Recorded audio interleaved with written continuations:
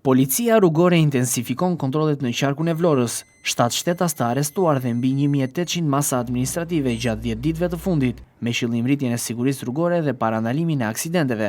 Policia rrugore në drejtorinë vendore të policisë Vlorë ka vijuar me kontrolle të shtuara në të gjitha akset rrugore të qarkut të Vlorës. Si rezultat, vetëm gjatë 24 orëve të fundit janë arrestuar në flagrancë 3 drejtues mjetesh që qarkullonin nën efektin e alkoolit. Me iniciale GI, 39 vjeç banues në Vlorë, u kap në rrugën Sazani, duke drejtuar automjetin në gjendje të dheur.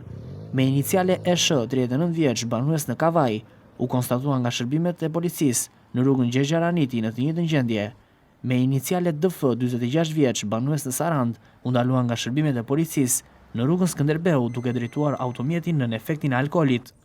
Gjatë 10 ditëve të fundit janë vendosur qisej 1804 masa administrative për shkelje të ndryshme të kodit rrugor, konkretisht 124 masa për mosvendosjen e ripit të sigurimit, 48 masa për mosvendosjen e kaskës mbrojtëse, 53 masa për përdorimin e celularit gjatë drejtimit të mjetit, 12 masa për drejtim mjeti nën efektin e alkoolit, 316 masa për shpejtësitë e normave të lejuara, 208 masa për parakalime të gabuara, 345 masa për ndalim apo shëndrim të gabuar, 698 masa për shkelje të tjera të kodit rrugor.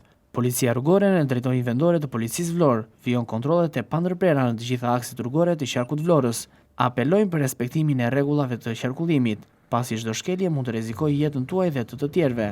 Siguria në rrugë është përgjegjësi e përbashkët.